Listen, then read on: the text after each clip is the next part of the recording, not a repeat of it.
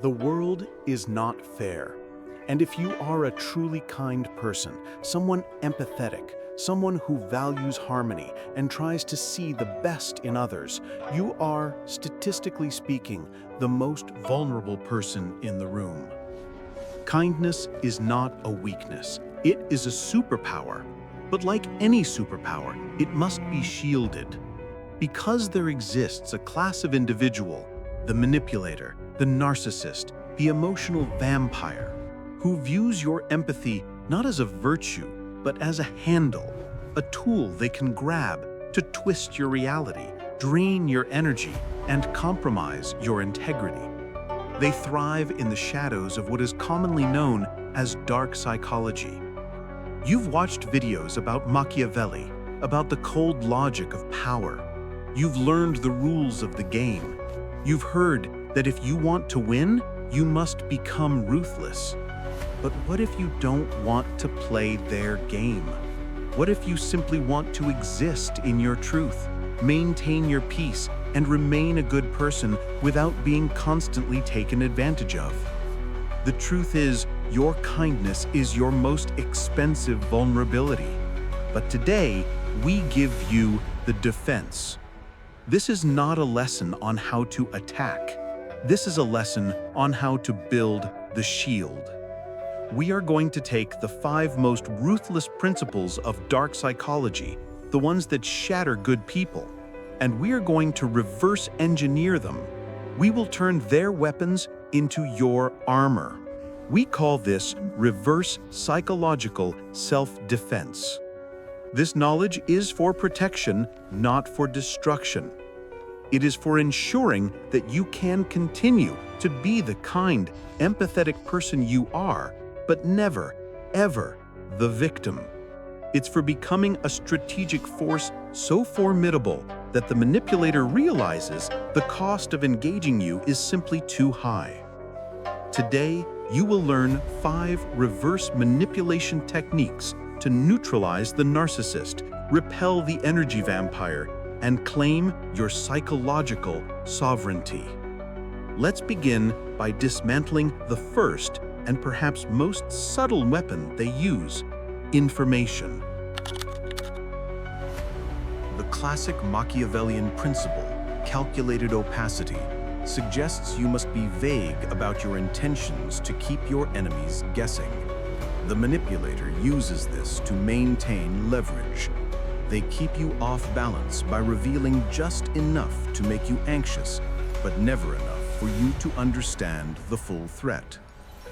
Our reverse principle: we use opacity not to attack, but to block. We erect the shield of calculated opacity to cut off the manipulator's supply of leverage, your personal information. The manipulator's first job is reconnaissance. They look for pressure points, your biggest fear, your secret goal, your deepest insecurity, or who you care about most. If they know your 5-year plan, they know how to threaten your momentum. If they know your financial struggles, they know how to dangle a conditional lifeline. They know precisely where to strike because you, in your desire to connect, told them where your armor was weakest. The kind person, driven by a desire for connection and transparency, hands this information over freely. They mistake vulnerability for trust, especially when the manipulator feigns empathy. You must learn to differentiate between genuine trust with a friend and strategic disclosure with a potential adversary. The self-defense technique: information discipline and intentional unremarkability. This means adopting a posture of intentional unremarkability. You become the wall, not the window. You must enforce a radical discipline on what you share about your hopes, your weaknesses, and your schedule. First, practice the art of the non-answer. When a toxic individual asks a probing question about your future plans, your health, or your relationships, you do not need to lie. You need to pivot. A lie creates a future vulnerability. A pivot creates a deflection. That's an interesting question. I'm taking things 1 quarter at a time, focusing on my productivity. Speaking of things taking off, did you see that article about the latest tech trend? The key is to respond with genuine enthusiasm about an unrelated, non-personal topic. You gave them a social answer, but zero substance. You were polite, but impenetrable.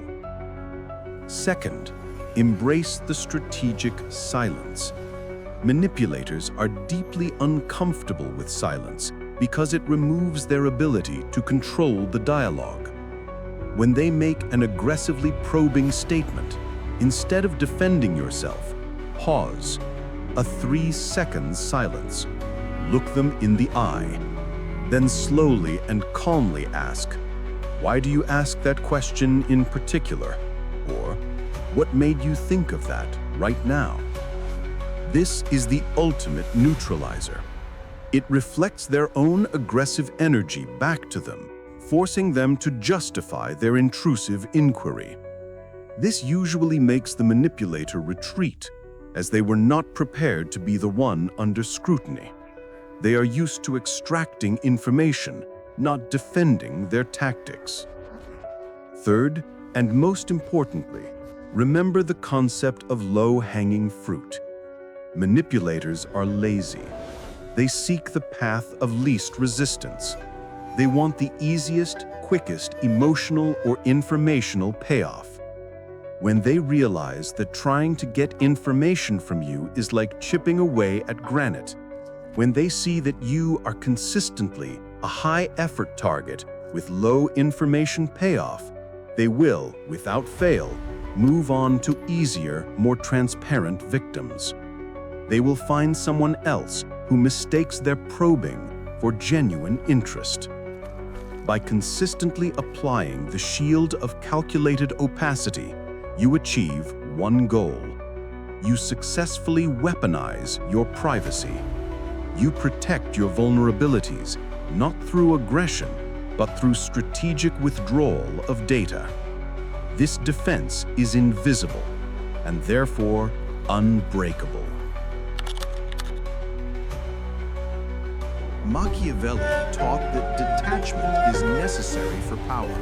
You must not be a slave to any relationship or emotion. The manipulator applies this by ruthlessly cutting people off when they cease to be useful, and by never letting their emotions dictate their strategy. They use their emotional control to exploit your emotional volatility. Our reverse principle. We use detachment not to cut others off, but to free ourselves. We use situational detachment to remove the manipulator's most potent weapon, the fear of loss and the need for approval. Manipulators leverage 2 primary attachments. 1, your attachment to a specific outcome, such as this job, this deal, this relationship. And 2, your attachment to your own public image, the need to be seen as a good, agreeable, or smart person. When you are desperate for an outcome or desperate for approval, you are easily controlled. You are willing to compromise your core values for a temporary fix. The self-defense technique, negotiating from non-need. True power in any interaction with a toxic person comes from the absolute and genuine ability to walk away. If you need the outcome they offer, they own you. If you are willing to let the entire interaction collapse to protect your peace, you are invincible. You negotiate from a position of profound inner sovereignty. First, internalize the paradox of non-need.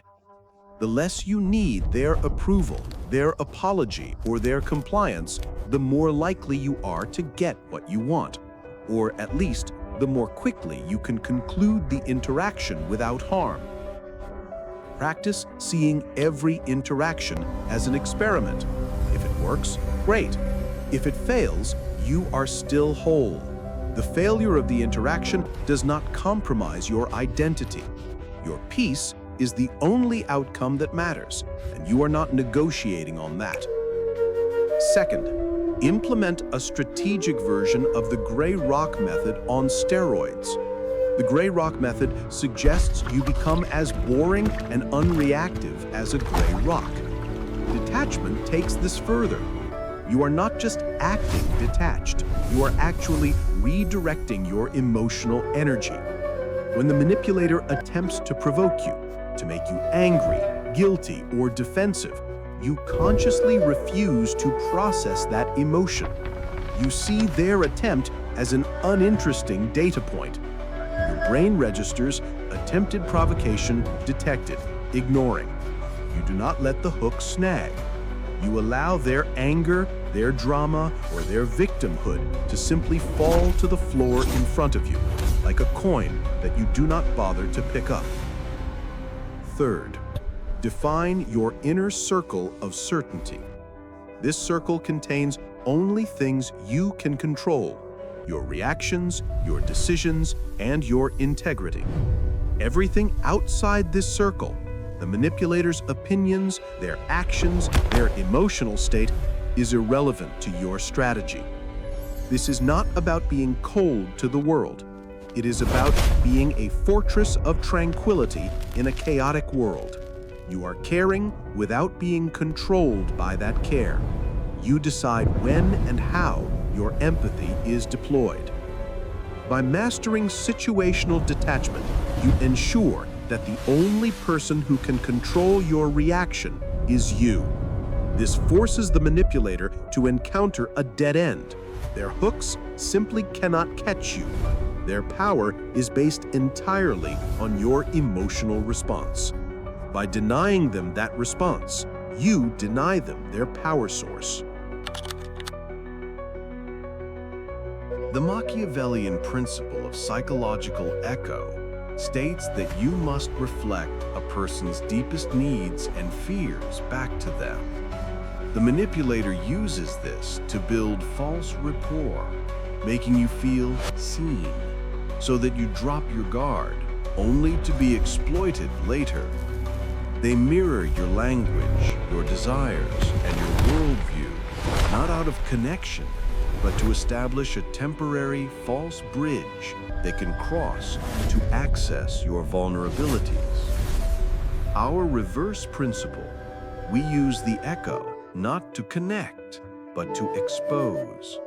We use the echo-proofing technique to identify and reflect the manipulator's own game back to them without accusation, forcing them to self-correct or retreat.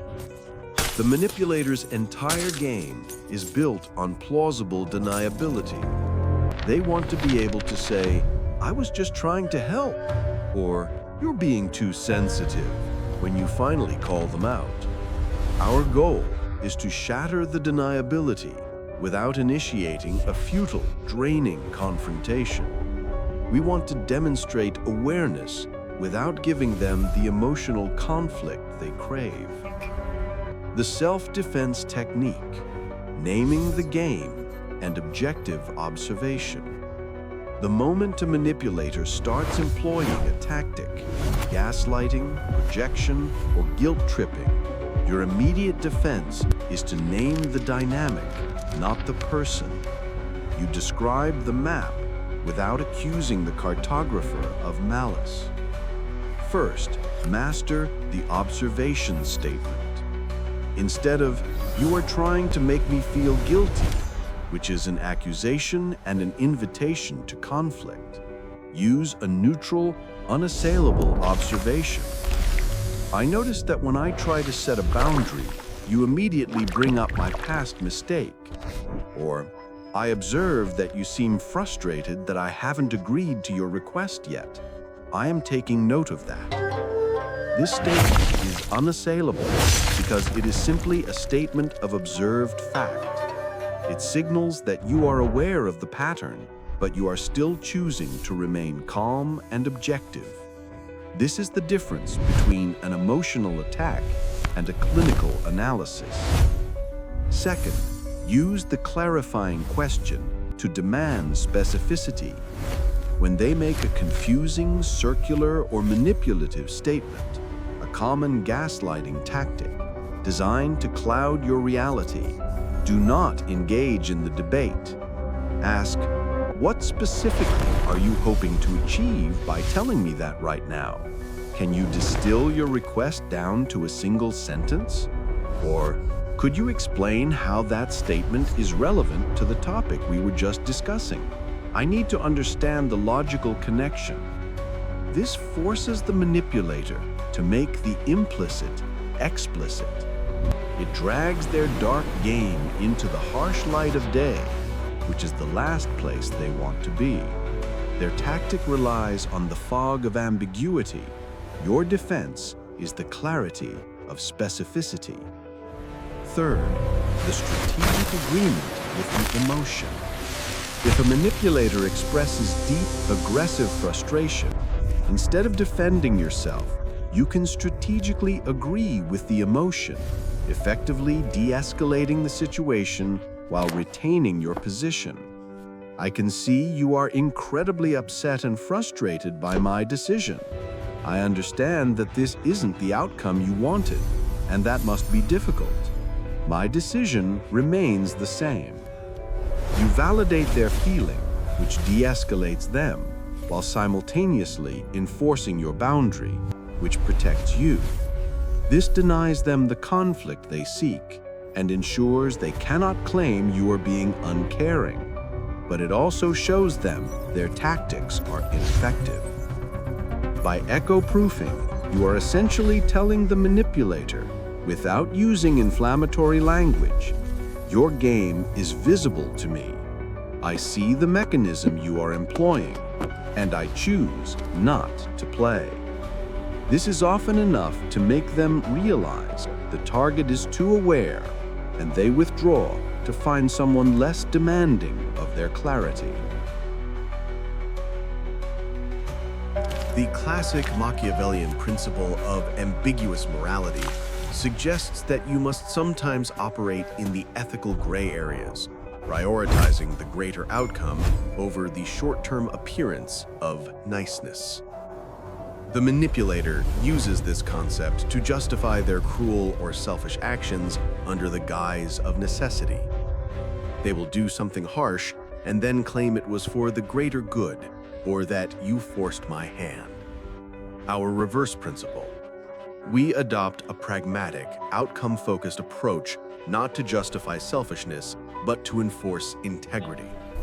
We build the unbreakable boundary by prioritizing the outcome of our self-respect and the safety of our inner circle above all else.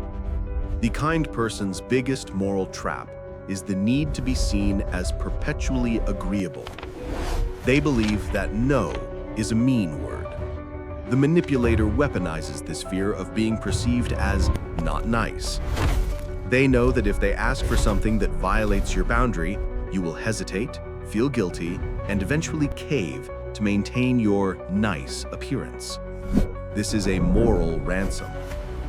The self-defense technique, the hard no, and pragmatic ethics. You must shift your moral focus from what action makes me look good to the manipulator to what action leads to the best outcome for the stability and integrity of my life and the people I protect. First, deploy the boundary as a statement of fact.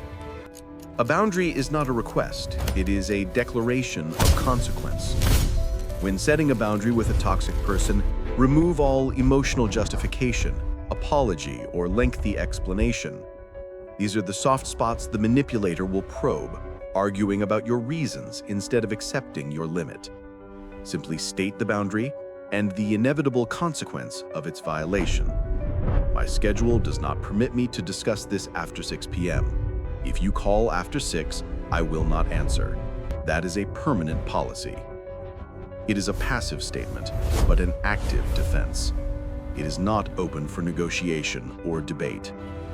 Second, embrace the pragmatic ethics of the one versus the many. Sometimes protecting a group, your family, your team, your mental health, requires an action that feels harsh toward one individual, the manipulator. The kind person struggles with this conflict, feeling immense guilt. The person with an unbreakable boundary understands that the outcome of protecting the integrity of the system justifies the temporary, acute discomfort of the manipulator. You are not being mean, you are being a responsible leader of your own life. The short-term discomfort is the necessary price of long-term peace and stability for the majority. Third, implement the immediate, unwavering consequence. The key to boundary enforcement is consistency. The moment a toxic person tests the boundary, the consequence must be delivered immediately and without emotion. If they violate the 6 p.m. rule, you do not answer the phone. If they continue to disrespect you in a meeting, you immediately end the meeting. The lack of emotional reaction denies them the satisfaction of conflict, and the consequence conditions them to respect the boundary.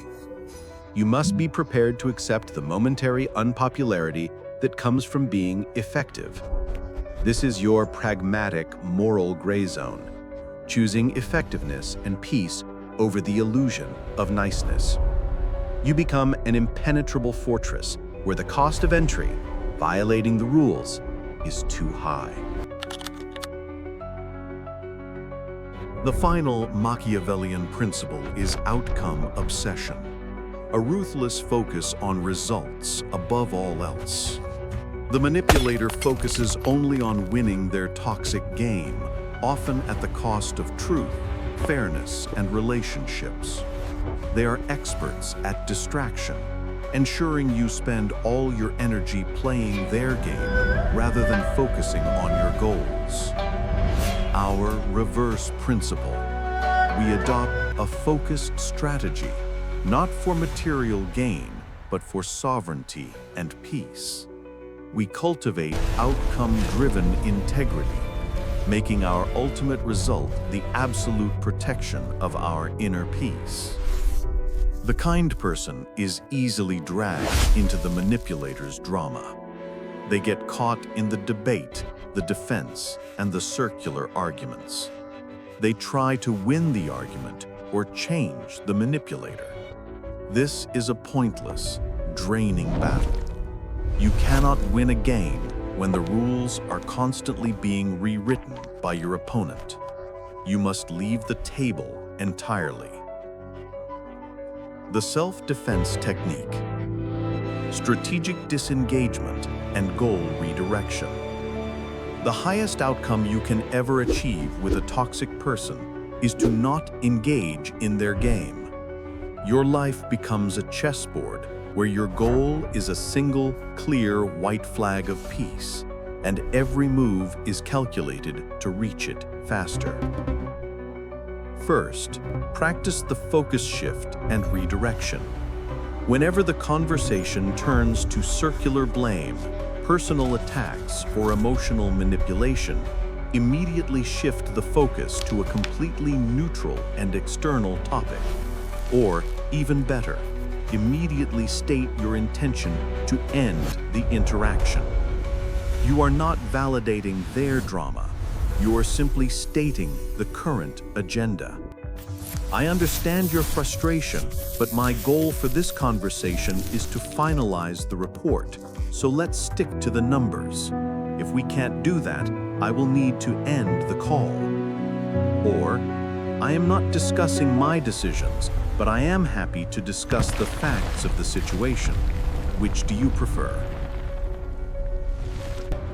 Second, utilize the strategic lazy exit. Machiavellians are strategically lazy, focusing only on the 20% that yields 80% of results. You apply this. Your 80% result is peace. Any argument that requires more than 20% of your emotional energy is instantly abandoned. You don't need to win the debate. You need to win your afternoon. You concede the petty point to save your major asset, your time and tranquility. This is not defeat, it is strategic withdrawal. You are absolutely right. I don't have the bandwidth for this right now. We can revisit this another time, maybe never. A simple, non-defensive surrender of the minor point saves you the emotional capital for the major battles in your life.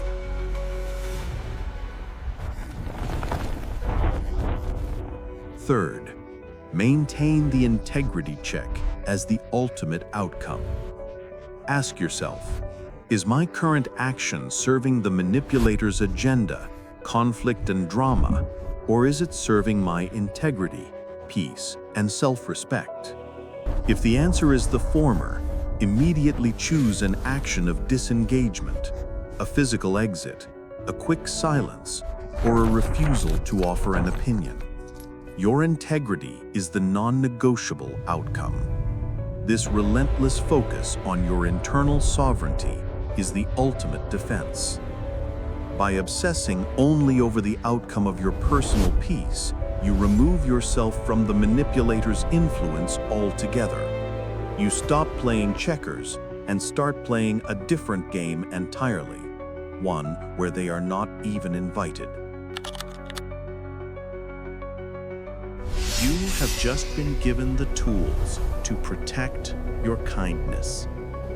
You have reversed the 5 dark principles. You have turned their strategy against their own mechanism of attack.